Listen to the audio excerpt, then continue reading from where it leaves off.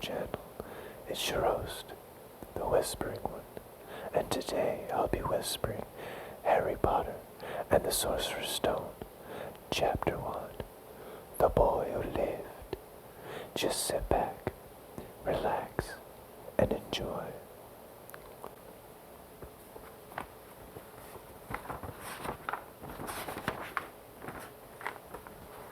Chapter 1, The Boy Who Lived.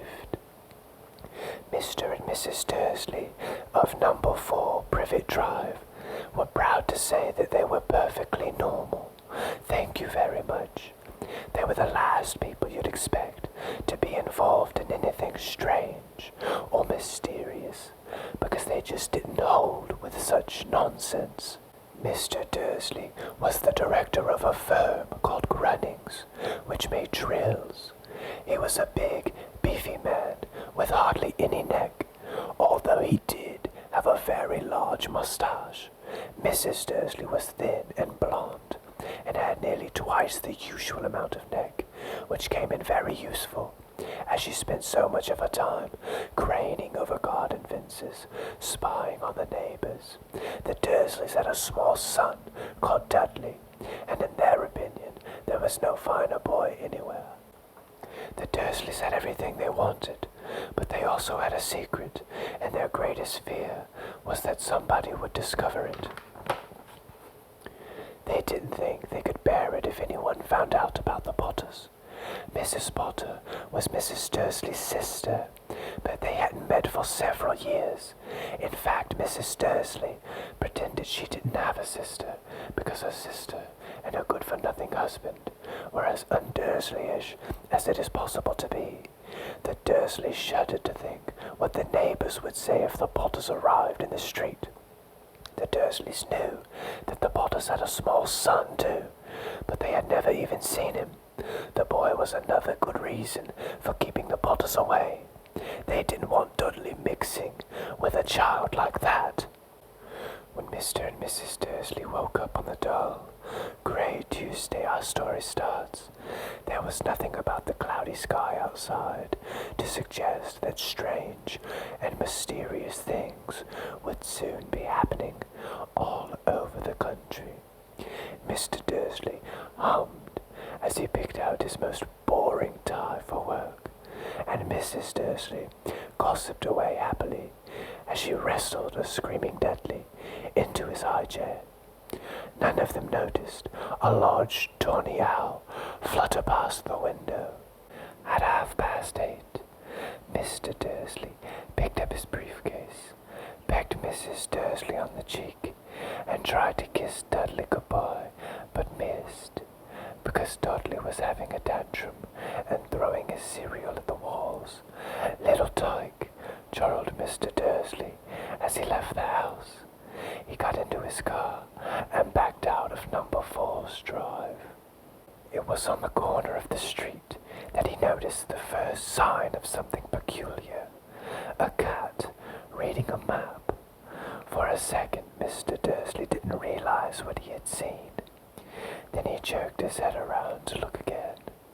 There was a tabby cat standing on the corner of Privet Drive, but there wasn't a map in sight. What could he have been thinking of? It must have been a trick of the light. Mr. Dursley blinked and stared at the cat. It stared back. As Mr. Dursley drove around the corner and up the road, he watched the cat in his mirror. It was now reading the sign that said Privet Drive. No, looking at the sign. Cats couldn't read maps or signs. Mr. Dursley gave himself a little shake and put the cat out of his mind. As he drove toward town, he thought of nothing except a large order of drills he was hoping to get that day. But on the edge of town, drills were driven out of his mind by something else. As he sat in the usual morning traffic, he couldn't help noticing that there seemed to be a lot of strangely dressed people about. People in cloaks. Mr. Dursley couldn't bear people who dressed in funny clothes, the get-ups you saw on young people. He supposed this was some stupid new fashion. He drummed his fingers on the steering wheel, and his eyes fell on a huddle of these weirdos standing quite close by. They were whispering excitedly together. Mr. Dursley was enraged to see that a couple of them weren't young at all. Why, that man has to be older than he was, and wearing an emerald green cloak. The nerve of him! But then it struck Mr. Dursley that this was probably some silly stunt. These people were obviously collecting for something. Yes, that would be it. The traffic moved on, and a few minutes later, Mr. Dursley arrived in the Grunnings parking lot, his mind back on drills. Mr. Dursley always sat with his back to the window in his office on the 9th floor. If he hadn't, he might have found it harder to concentrate on drills that morning. He didn't see the owls swooping past in broad daylight, though people down in the street did. They pointed and gazed, open-mouthed, as owl after owl sped overhead. Most of them had never seen an owl, even at night time. Mr. Dursley, however, had a perfectly normal, owl-free morning. He yelled at 5 different people. He made several important telephone calls and shouted a bit more. He was in a very good mood until lunchtime, when he thought he'd stretch his legs and walk across the road to buy himself a bun from the bakery. He'd forgotten all about the people in cloaks until he passed a group of them next to the baker's. He eyed them angrily as he passed. He didn't know why, but they made him uneasy. This bunch were whispering excitedly too, and he couldn't see a single collecting tin. It was on his way back past them, clutching a large donut in a bag, that he caught a few words of what they were saying. The Potters, that's right, that's what I heard. Yes, their son, Harry. Mr. Dursley stopped dead. Fear flooded him. He looked back at the whisperers, as if he wanted to say something to them, but thought better of it. He dashed back across the road, hurried up to his office, snapped at his secretary not to disturb him, seized the telephone, and had almost finished dialing his home number when he changed his mind. He put the receiver back down and stroked his mustache, thinking. No, he was being stupid. Potter wasn't such an unusual name. He was sure there were lots of people called Potter who had a son called Harry. Come to think of it, he wasn't even sure his nephew was called Harry. He'd never even seen the boy. It might have been Harvey or Harold. There was no point in worrying Mrs. Dursley. She always got so upset at mention of her sister. He didn't blame her if he'd had a sister like that. But all the same, those people in cloaks. He found it a lot harder to concentrate on drills that afternoon, and when he left the building at 5 o'clock, he was still so worried that he walked straight into someone just outside the door. Sorry, he grunted at the tiny old man, stumbled and almost fell. It was a few seconds before Mr. Dursley realized that the man was wearing a velvet cloak. He didn't seem at all upset at being almost knocked to the ground. On the contrary, his face split into a wide smile, and he said in a squeaky voice that made passersby stare, "Don't be sorry, my dear sir, for nothing could upset me today. Rejoice, for you know who is gone at last. Even muggles like yourself should be celebrating this happy day." And the old man hugged Mr. Dursley around the middle and walked off. Mr. Dursley stood rooted to the spot. He had been hugged by a complete stranger. He also thought he had been called a muggle. Whatever that was, he was rattled. He hurried to his car and set off for home, hoping he was imagining things which he had never hoped before, because he didn't approve of imagination. As he pulled into the driveway of number 4, the first thing he saw, and it didn't improve his mood, was the tabby cat he'd spotted that morning. It was now sitting on his garden wall. He was sure it was the same one. It had the same markings around its eyes. "Shoo!" said Mr. Dursley loudly.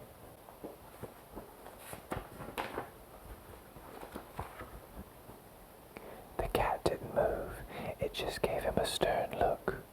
Was this normal cat behavior? Mr. Dursley wondered, trying to pull himself together. He let himself into the house. He was still determined not to mention anything to his wife. Mrs. Dursley had had a nice, normal day. She told him of a dinner all about Mrs. Next Door's problems with her daughter, and how Dudley had learned a new word. "Won't." Mr. Dursley tried to act normal. When Dudley had been put to bed, he went into the living room in time to catch the last report on the evening news. And finally, bird watchers everywhere have reported that the nation's owls have been behaving very unusually today. Although owls normally hunt at night and are hardly ever seen in daylight, there have been hundreds of sightings of these birds flying in every direction since sunrise. Experts are unable to explain why the owls have suddenly changed their sleeping pattern. The newscaster allowed himself a grin. Most mysterious, and now over to Jim McGuffin with the weather. "Going to be any more showers of owls tonight, Jim?" "Well, Ted," said the weatherman, "I don't know about that, but it's not only the owls that have been acting oddly today. Viewers as far apart as Kent, Yorkshire, and Dundee have been phoning in to tell me that instead of the rain I promised yesterday, they've had a downpour of shooting stars. Perhaps people have been celebrating bonfire night early. It's not until next week, folks, but I can promise a wet night tonight." Mr. Dursley sat frozen in his armchair.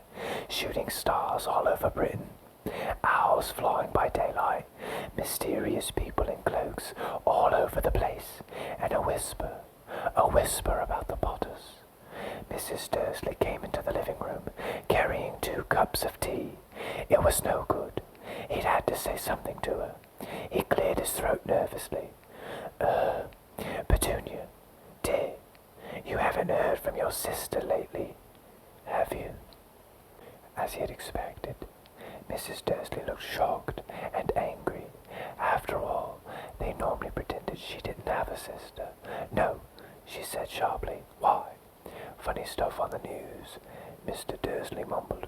"Owls, shooting stars, and there were a lot of funny-looking people in town today." "So," snapped Mrs. Dursley, "well, I just thought maybe it was something to do with, her crowd." Mrs. Dudley sipped her tea through pursed lips. Mr. Dudley wondered whether he dared tell her he'd heard the name Potter. He decided he didn't dare. Instead, he said, as casually as he could, "Their son. He'd be about Dudley's age now, wouldn't he?" "I suppose so," said Mrs. Dudley stiffly. "What's his name again? Howard, isn't it? Harry. Nasty common name, if you ask me." "Oh, yes," said Mr. Dudley, his heart sinking horribly. "Yes, I quite agree." He didn't say another word on the subject, and they went upstairs to bed. While Mrs. Dursley was in the bathroom, Mr. Dursley crept to the bedroom window and peered down into the front garden. The cat was still there. It was staring down Privet Drive as though it were waiting for something. Was he imagining things? Could all this have anything to do with the Potters? If it did, if it got out that they were related to a pair of, well, he didn't think he could bear it. The Dursleys got into bed. Mrs. Dursley fell asleep quickly, but Mr. Dursley lay awake, turning it all over in his mind. His last comforting thought before he fell asleep was that even if the Potters were involved, there was no reason for them to come near him and Mrs. Dursley. Albus knew very well what he and Petunia thought about them and their kind. He couldn't see how he and Petunia could get mixed up in anything that might be going on. He yawned and turned over. It couldn't affect them. How very wrong he was. Mr. Dursley might have been drifting into an uneasy sleep, but the cat on the wall outside was showing no sign of sleepiness. It was sitting as still as a statue, its eyes fixed unblinkingly on the far corner of Privet Drive. It didn't so much as quiver when a car door slammed on the next street, nor when two owls swooped overhead. In fact, it was nearly midnight before the cat moved at all. A man appeared on the corner the cat had been watching, appeared so suddenly and silently, you'd have thought he just popped out of the ground. The cat's tail twitched, and its eyes narrowed. Nothing like this man had ever been seen on Privet Drive. He was tall, thin, and very old, judging by the silver of his hair and beard, which were both long enough to tuck into his belt. He was wearing long robes, a purple cloak that swept the ground, and high-heeled, buckled boots. His blue eyes were light, bright, and sparkled behind half-moon spectacles, and his nose was very long and crooked, as though it had been broken at least twice. This man's name was Albus Dumbledore. Albus Dumbledore didn't seem to realize that he had just arrived in a street where everything from his name to his boots was unwelcome. He was busy rummaging in his cloak, looking for something, but he did seem to realize he was being watched, because he looked up suddenly at the cat, which was still staring at him from the other end of the street. For some reason, the sight of the cat seemed to amuse him. He chuckled and muttered, "I should have known." He found what he was looking for inside his pocket. It seemed to be a silver cigarette lighter. He flicked it open, held it up in the air, and clicked it. The nearest street lamp went out with a little pop. He clicked it again. The next lamp flickered into darkness. 12 times he clicked the put-outer, until the only lights left on the whole street were 2 tiny pinpricks in the distance, which were the eyes of the cat watching. If anyone looked out of their window now, even beady-eyed Mrs. Dursley, they wouldn't be able to see anything that was happening down on the pavement. Dumbledore slipped the put-outer back inside his cloak and set off down the street toward number 4, where he sat down on the wall next to the cat. He didn't look at it, but after a moment, he spoke to it. "Fancy seeing you here, Professor McGonagall." He turned to smile at the tabby, but it had gone. Instead, he was smiling at a rather severe-looking woman, who was wearing square glasses, exactly the shape of the markings the cat had had around its eyes. She, too, was wearing a cloak, an emerald one. Her black hair was drawn into a tight bun. She was looking distinctly ruffled. "How did you know it was me?" she asked. "My dear Professor, I've never seen a cat sit so stiffly." "You'd be stiff if you'd been sitting on a brick wall all day," said Professor McGonagall. "All day, when you could have been celebrating. I must have passed a dozen feasts and parties on my way here." Professor McGonagall sniffed angrily. "Oh yes, everyone's celebrating. All right," she said impatiently. "You'd think they'd be a bit more careful, but no, even the Muggles have noticed something's going on. It was on their news." She jerked her head back at the Dursleys' dark living room window. "I heard it. Flocks of owls, shooting stars. Well, they're not completely stupid. They were bound to notice something. Shooting stars down in Kent. I'll bet that was Daedalus Diggle. He never had much sense." "You can't blame them," said Dumbledore gently. "We've had precious little to celebrate for 11 years. I know that, said Professor McGonagall irritably, but that's no reason to lose our heads. People are being downright careless out on the streets in broad daylight, not even dressed in muggle clothes, swapping rumours. She threw a sharp, sideways glance at Dumbledore here, as though hoping he was going to tell her something, but he didn't, so she went on. A fine thing it would be if, on the very day that you-know-who seems to have disappeared at last, the Muggles found out about us all. I suppose he really has gone, Dumbledore. It certainly seems so, said Dumbledore. We have much to be thankful for. Would you care for a lemon drop? A what? A lemon drop. They're a kind of muggle sweet I'm rather fond of. No, thank you, said Professor McGonagall coldly, as though she didn't think this was the moment for lemon drops. As I say, even if you-know-who has gone. My dear Professor, surely a sensible person like yourself can call him by his name. All this you-know-who nonsense. For 11 years I have been trying to persuade people to call him by his proper name. Voldemort. Professor McGonagall flinched, but Dumbledore, who was unsticking 2 lemon drops, seemed not to notice. It all gets so confusing if we keep saying you-know-who. I have never seen any reason to be frightened of saying Voldemort's name.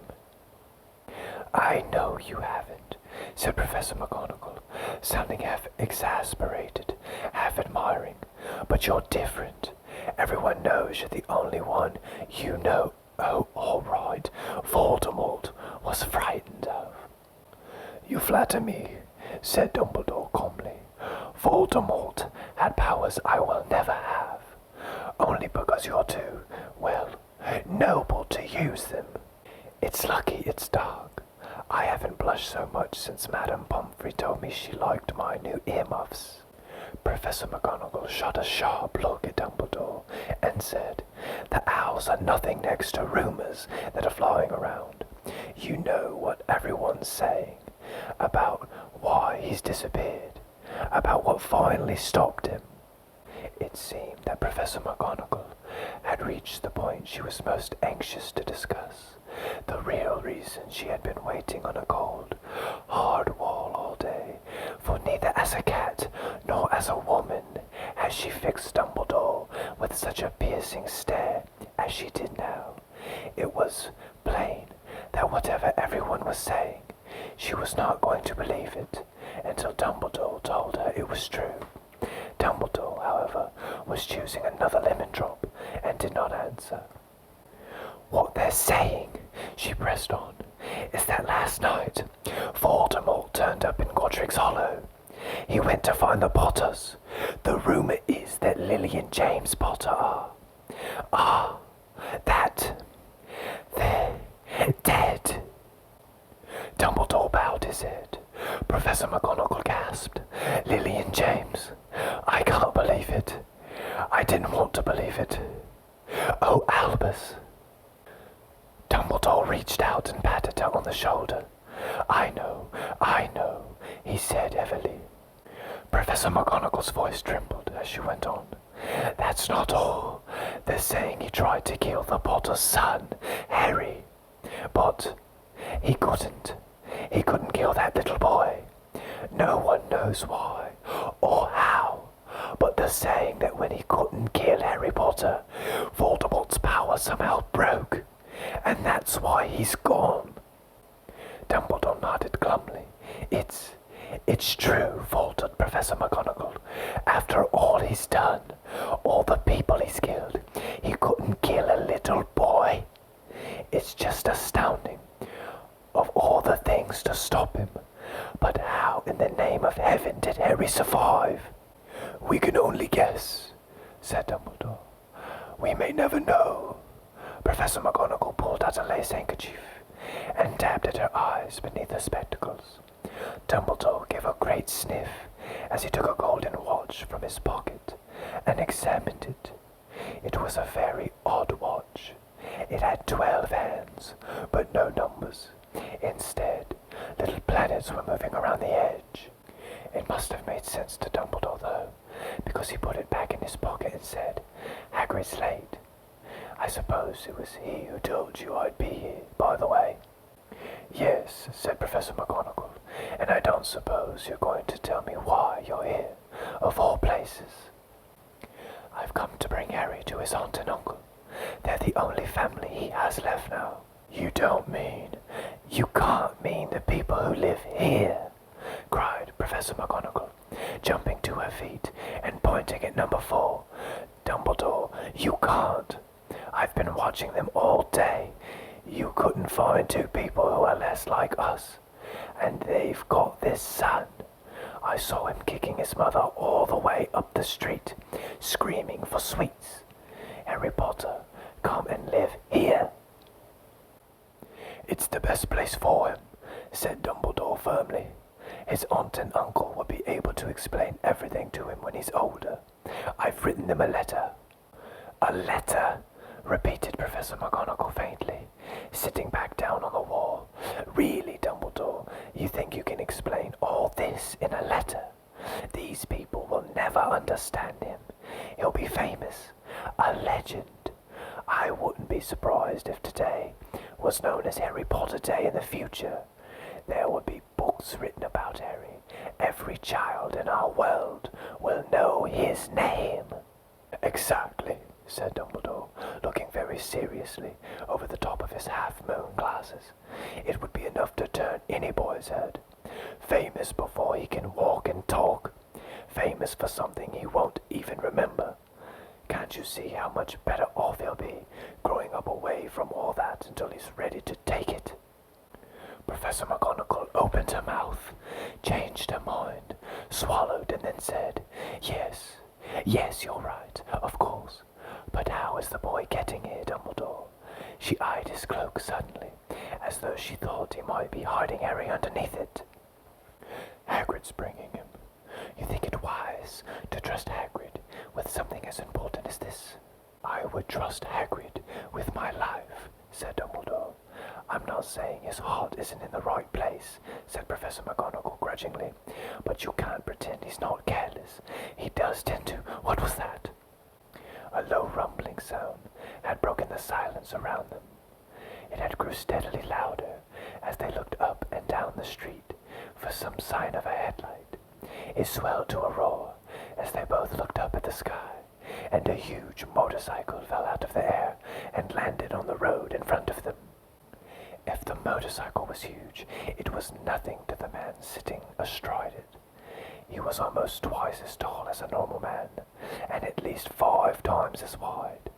He looked simply too big to be allowed, and so wild. Long tangles of bushy black hair and beard hid most of his face. He had hands the size of trash can lids, and his feet, in their leather boots, were like baby dolphins. In his vast, muscular arms, he was holding a bundle of blankets. "Hagrid," said Dumbledore, sounding relieved. "At last. And where did you get that motorcycle?" "Borrowed it, Professor Dumbledore, sir," said the giant, climbing carefully off the motorcycle as he spoke. "Young Sirius Black lent it to me. I've got him, sir." "No problems, were there?" "No, sir. House was almost destroyed, but I got him out of there right before the Muggles started swarming around. He fell asleep as we were flying over Bristol." Dumbledore and Professor McGonagall bent forward over the bundle of blankets. Inside, just visible, was a baby boy, fast asleep, under a tuft of jet black hair. Over his forehead, they could see a curiously shaped cut, like a bolt of lightning. "Is that where?" whispered Professor McGonagall. "Yes," said Dumbledore. "He'll have that scar forever. Couldn't you do something about it, Dumbledore?" "Even if I could, I wouldn't. Scars can come in handy. I have one myself above my left knee that is a perfect map of the London Underground." "Well, give him here, Hagrid. We'd better get this over with." Dumbledore took Harry in his arms and turned towards the Dursleys' house. Could I say goodbye to him, sir?" asked Hagrid.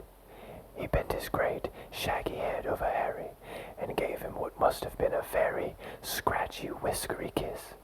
Then suddenly, Hagrid let out a howl like a wounded dog. "Shh!" hissed Professor McGonagall. "You'll wake the Muggles."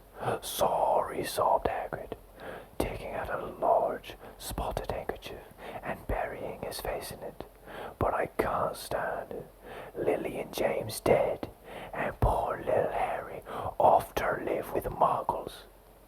Yes, it's all very sad, but get a grip on yourself, Hagrid, or we'll be found," Professor McGonagall whispered, patting Hagrid gingerly on the arm as Dumbledore stepped over the low garden wall and walked to the front door. He laid Harry gently on the doorstep, took a letter out of his cloak, tucked it inside Harry's blankets, and then came back to the other two. For a full minute the three of them stood and looked at the little bundle. Hagrid's shoulders shook, Professor McGonagall blinked furiously, and the twinkling light that usually shone from Dumbledore's eyes seemed to have gone out. "Well," said Dumbledore firmly, "that's that. We've no business staying here. We may as well go and join the celebrations." "Yeah," said Hagrid in a very muffled voice. "I'll be taking Sirius's bike back. Good night, Professor McGonagall. Professor Dumbledore, sir." Wiping his streaming eyes on his jacket sleeve, Hagrid swung himself onto the motorcycle and kicked the engine into life. With a roar, it rose into the air and off into the night. "I shall see you soon, I expect, Professor McGonagall," said Dumbledore, nodding to her. Professor McGonagall blew her nose in reply. Dumbledore turned and walked back down the street. On the corner he stopped and took out the silver put-outer. He clicked it once, and 12 balls of light sped back to their street lamps, so that Privet Drive glowed suddenly orange, and he could make out the tabby cat slinking around the corner at the other end of the street. He could just see the bundle of blankets on the step of number 4. "Good luck, Harry," he murmured. He turned on his heel, and with a swish of his cloak, he was gone. A breeze muffled the neat hedges of Privet Drive, which lay silent and tidy under the inky sky, the very last place you would expect an astonishing thing to happen. Harry Potter rolled over inside his blankets without waking up. One small hand closed on the letter beside him, and he slept on, not knowing he was special, not knowing he was famous, not knowing he would be woken up in a few hours' time by Mrs. Dursley's scream as she opened the front door to put out the milk bottles, nor that he would spend the next few weeks being prodded and pinched by his cousin Dudley. He couldn't know that at this very moment, people meeting in secret all over the country were holding up their glasses and saying in hushed voices, "To Harry Potter, the boy who lived." This has been a whispering of Chapter 1 of Harry Potter and the Sorcerer's Stone. If this made you tingle, please don't forget to like, comment, and subscribe for more content.